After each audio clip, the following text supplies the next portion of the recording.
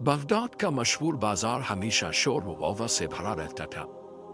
लोग, सदाबाज, पुराने कुतुब फरोश, मसाले वाले, जूते गांठने वाले और गली के नुक्कड़ पर वो औरत जो तावीज बेचा करती थी। मगर इस बाजार का सबसे हैरान कुन गोशा था अंधा कसाई। नाम था बाबा माजन। बोरा था, आंखें सफेद थीं, मगर छुरी का वार इतना दुरुस्त के गोश्त रेशे में न टूटे। हराने वाला पहले हैरान होता, फिर मुतासिर, और सबसे अजीब बात, वो गोश्त को सूंघ कर कह देता था, ये जानवर हलाल है या हराम, मोहब्बत से ज़बह किया गया जुल्म से, और किसने ज़बह किया। लोग कहते थे ये फकीर नहीं बली है, कुछ कहते जादूगर है। एक दिन बगदाद के बाजार में एक नया ताजिर आया। खूबसूरत लिबास, मीठा लहजा, मगर आंखों में चमक ऐसी के जैसे कोई राज छुपा हो। उसने बाबा माजन को एक बड़ा पार्चा गोश्त थमाया और कहा, जरा बताना बाबा, कैसा गोश्त है। बाबा ने थोड़ा सा गोश्त अपनी उंगली पर लिया, नाक के करीब लाया और चंद लम्हे बाद खामोशी छा गई। फिर इसने सर उठाया, ये गोश्त नहीं, एक फरियाद है। इस जानवर ने मरने से पहले किसी को पुकारा था, मगर ज़बह करने वाले के दिल में जुल्म था और नीयत में रिस्क नहीं, दौलत थी। ताजिर के चेहरे पर पसीना आ गया। लोग हैरान, बाजार खामोश, और बाबा माजिन ने सिर्फ एक बात कही, जो दिल से अंधा हो, इसे रोशनी से नहीं, सच से डर लगता है। अब सबकी नजरें इस नए ताजिर पर थीं। कौन था वो, कहां से आया, और क्या इसने जानवर ही ज़बह किया था, कुछ और। बाबा माजन की बात सुनते ही बाजार में आव का आलम तारी हो गया। वो ताजिर जो अभी तक मुस्कुराता रहा था, अब उसकी पेशानी पर पसीने के कतरे नमूदार हो चुके थे। किसी ने सरगोशी की। बाबा ने तो इसका पोल खोल दिया। ताजिर ने बात संभालने की कोशिश की, बाबा जी, आपको हालत फहमी हुई है। गोश्त शहर के सबसे बड़े कसाब खाने से लाया हूं। बाबा माजिन ने सिर्फ इतना कहा, मैं आंखों से नहीं देखता, मगर रिस्क की नीयत को सूंघ सकता है।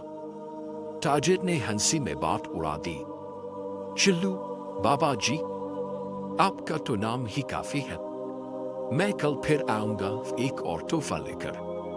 वो मुड़ा और हुजूम को चीरता हुआ निकल गया।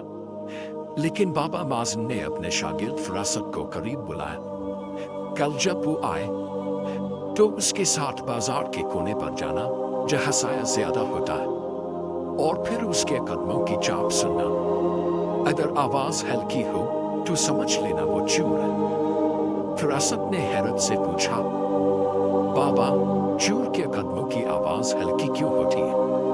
बाबा माजिन मुस्कुराया कि चोर जमीन से भी डरता है और सच से भी। उसी रात फरासत बाजार में छुपा बैठा रहा। चांदनी फैल रही थी और बाजार सन्नाटा था। तभी वही ताजिर चुपके से आया। इसके हाथ में कोई छोटा सा थैला था और वो सीधा बाबा माजिन के दुकान के पीछे वाले दरवाजे की तरफ बढ़ा। फरासत की सांसें रुक गईं। ताजिर ने थैला जमीन में छुपाने की कोशिश की, मगर उसने जो चीज जमीन में दबाई वो गोश्त नहीं, कोई इंसानी चीज लग रही थी। फरासत ने पत्थर की आड़ से देखा और इस लम्हे इसके जिस्म में कपकपी दौड़ गई। ये जो किसी इंसान की हड्डी थी। फरासत रात भर सो ना सका। वो जिस चीज को इंसानी हड्डी समझ रहा था, इसका तस्वुर ही इसके लिए हौलनाक था। सुबह की अजान के साथ वो बाबा माजिन के पास पहुंचा, चेहरा सर्द, आवाज कमती हुई, बाबा जी, वो ताजिर रात के अंधेरे में कुछ जमीन में दबा गया है और मेरा दिल कहता है कि वो इसी इंसान का हिस्सा था। बाबा माजिन ने गहरी सांस ली, फिर कहा, बेटा, कुछ सच वो होते हैं जो सिर्फ दिल पर जाहिर होते हैं, زبان پر نہیں۔ اب وقت آ گیا ہے کہ بغداد کے قاضی کو خبر دی جائے۔ اسی دن قاضی بغداد کے دربار میں بابا مازن کو بلایا گیا۔ تمام بڑے تاجر، بازار کے مشہور لوگ اور شہر کا کوتوال بھی موجود تھا۔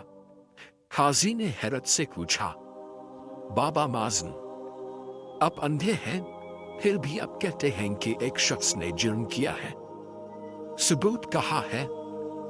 بابا مازن نے اپنا ہاتھ سینے پر رکھا۔ اگر سچ صرف آنکھ سے دکھتا تو ہر اندھا گمراہ ہوتا، لیکن میں نے اس گوشت میں وہ چیخ سنی ہے جو زندہ انسان کی آخری پکار تھی۔ قاضی نے درباریوں کو حکم دیا کہ تاجر کو بلایا جائے۔ جب تاجر دربار میں لایا گیا، اس کے چہرے پر کوئی تاثر نہ تھا۔ قاضی نے نرمی سے پوچھا، بازار میں تم نے جو گوشت دیا وہ کہاں سے لایا تھا؟ تاجر نے جواب دیا، قانونی قصاب خانے سے، رسید بھی موجود ہے۔ قاضی نے کاغذ دیکھے، سب کچھ مکمل تھا۔ فراست گھبرا گیا۔ بابا مازن خاموش بیٹھا تھا، جیسے کسی اشارے کا انتظار ہو۔ تبھی ایک درباری بھاگتا ہوا آیا۔ حضور، بازار کے پچھلے کونے سے کھودنے پر ایک بوری نکلی ہے، اور اس میں انسان کے کٹے ہوئے 2 ہاتھ اور ایک چھوٹا خنجر موجود ہے۔ دربار میں سناٹا چھا گیا۔ قاضی نے غصے سے پوچھا، یہ سب کیا ہے؟ تاجر کی زبان بند، آنکھیں نیچے، پسینے میں شرابور۔ بابا مازن آہستہ سے بولا، ہر وہ چیز جو گوشت کی صورت میں بیچی جائے رزق نہیں ہوتی، بعض اوقات وہ ظلم کا بوجھ بھی ہو سکتی ہے۔ قاضی نے گرج کر کہا، اس تاجر کو قید میں رکھا جائے اور اصل کہانی جلد سامنے لائی جائے۔ قید خانے میں اندھیری رات تھی۔ تاجر ایک کونے میں بیٹھا پسینے میں ڈوبا تھا اور باہر بہرا تھا۔ بابا مازن نے قاضی سے گزارش کی، مجھے ایک بار اس تاجر سے تنہائی میں بات کرنے دیجیے۔ قاضی نے اجازت دے دی۔ بابا مازن لاٹھی کے سہارے قید خانے میں داخل ہوا۔ تاجر نے طنز سے کہا، تو آخرکار فقیر نے مجھے پکڑوا ہی دیا۔ تم اندھے ہو مگر آنکھوں والوں سے زیادہ دیکھتے ہو۔ بابا مازن آہستہ سے بولا، میں تمہیں سزا دلوانے نہیں آیا، تمہارے دل کو جھنجھوڑنے آیا۔ بتاؤ، وہ کون تھا جسے تم نے مارا؟ تاجر خاموش رہا۔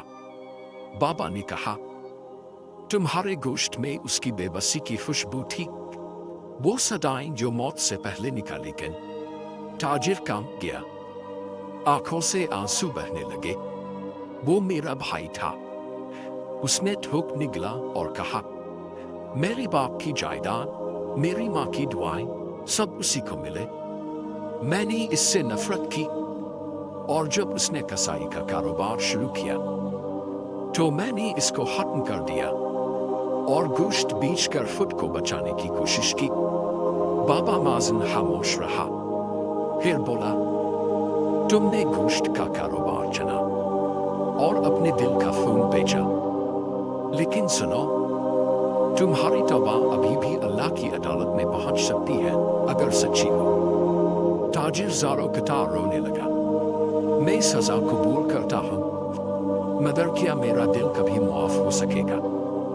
بابا مازن نے اپنی لاٹھی زمین پر مار کر کہا، دل وہی معاف کرتا ہے جو ظلم سے پہلے رو چکا ہو، اور رب وہی معاف کرتا ہے جو جرم کے بعد چھک جائے۔